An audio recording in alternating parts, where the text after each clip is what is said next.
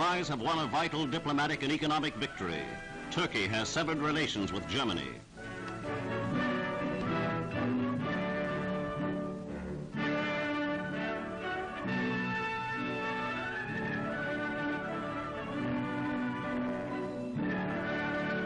The break represents a crushing defeat for Nazi Ambassador von Papen.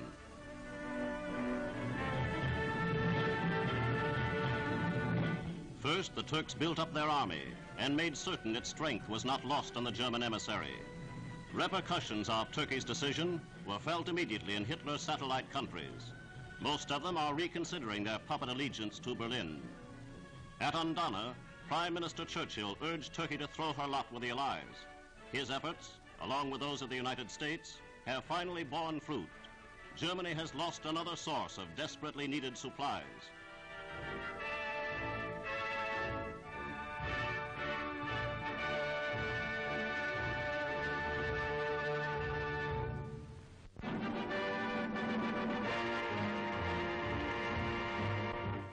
Prefabricated concrete barges are in mass production in both Britain and America. Concrete panels are turned out in record speed at berthside factories. A vibrator maturing process makes the concrete 3 times its normal strength.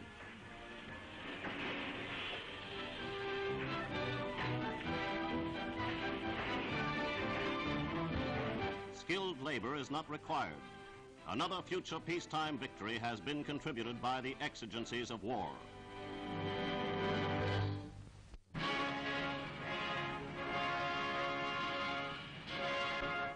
In acknowledgement of their many successes, General Charles de Gaulle inspected his troops in Italy and paid a visit to the Vatican.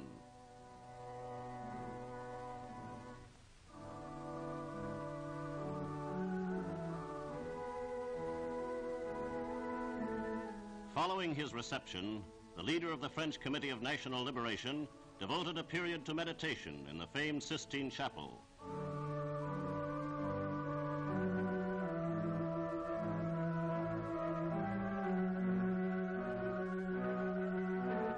After a tour of the stately Vatican halls, the French commander was received in private audience by Pope Pius. He voiced his deep appreciation for the interest the pontiff has expressed for the welfare and future of France.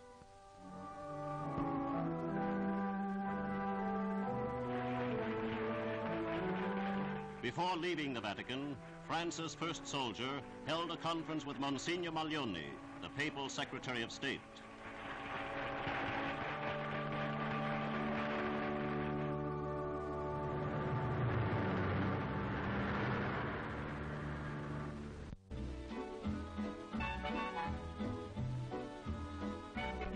The town of Fedala in French Morocco is first to see the United Nations Relief and Rehabilitation Association in action. UNRWA is the international agency set up by the Allies to bring aid to victims of war. At this first UNRWA camp, the people of many nationalities find refuge in Allied assistance.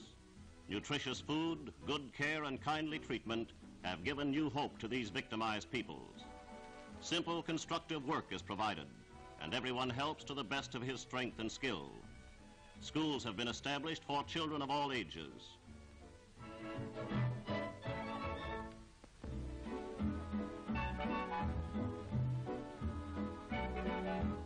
Throughout the war-torn world, UNRWA is prepared to meet the manifold problems of rehabilitation that must come with a peace.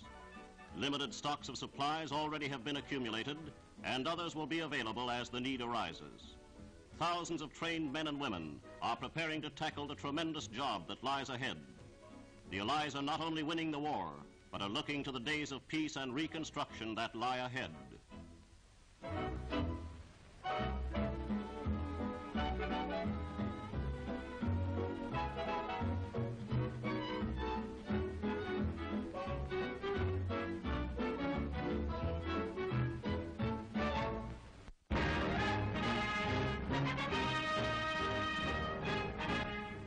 Out of Soviet Siberia come the first pictures of Henry Wallace's tour of the Far East.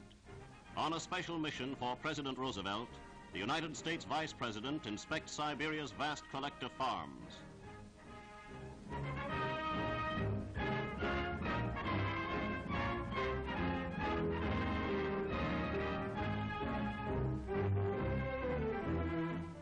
farmer himself and one-time Secretary of Agriculture, Mr. Wallace surprised his farmer hosts by being able to discuss their problems in their native tongue. Here he has shown endless Soviet agricultural experiments and expressed admiration for the Soviet farmer's ingenuity deep inside remote Siberia.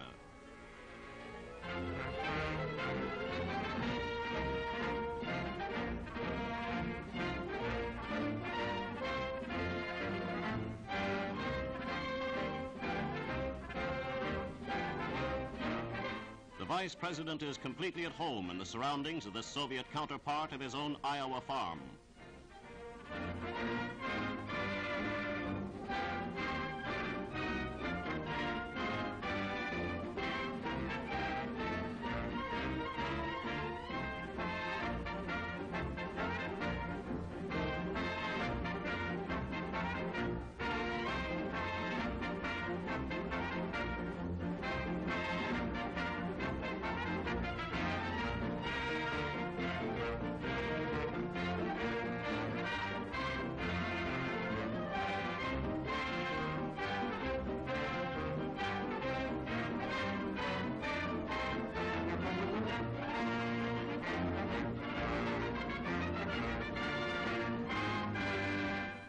Before leaving for China to continue his tour, the American statesman collected 43 kinds of grass seed, machine tools, and technical data on Siberia's community projects.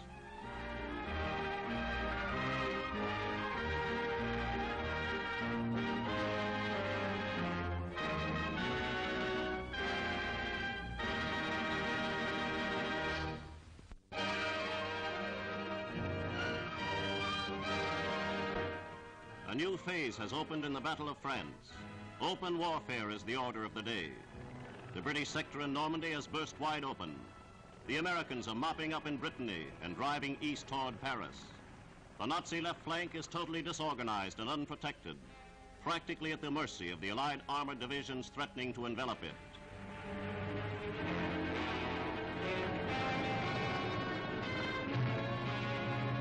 The sweep to Coutances carried the Americans through Marigny.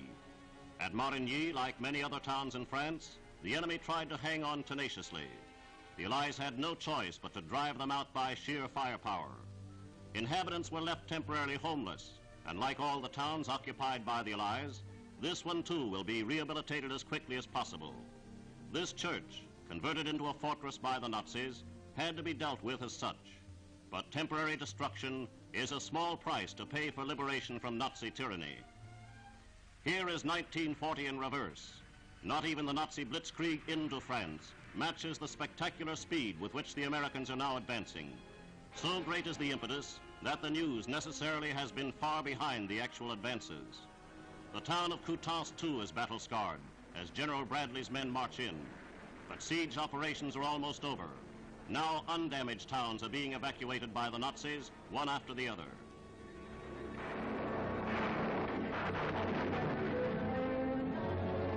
On the British and Canadian front, the enemy resisted with all the strength he could muster. Once the hinge of the Germans swing back from the west, this Nazi position has now given way.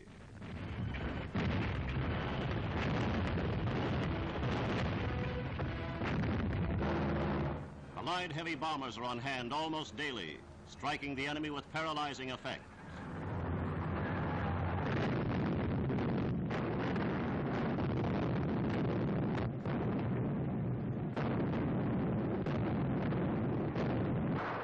Nazi disaster is written along every meter of this front, and one Nazi commander after another has seen the writing. Even von Kluge himself has announced that the Germans are in critical plight. The enemy is without men to reinforce and without transport to withdraw. There is only one choice left, to make his stand, his last stand, here and now. Already 200,000 German soldiers have made no stand at all. They chose the only sensible way out. They chose surrender.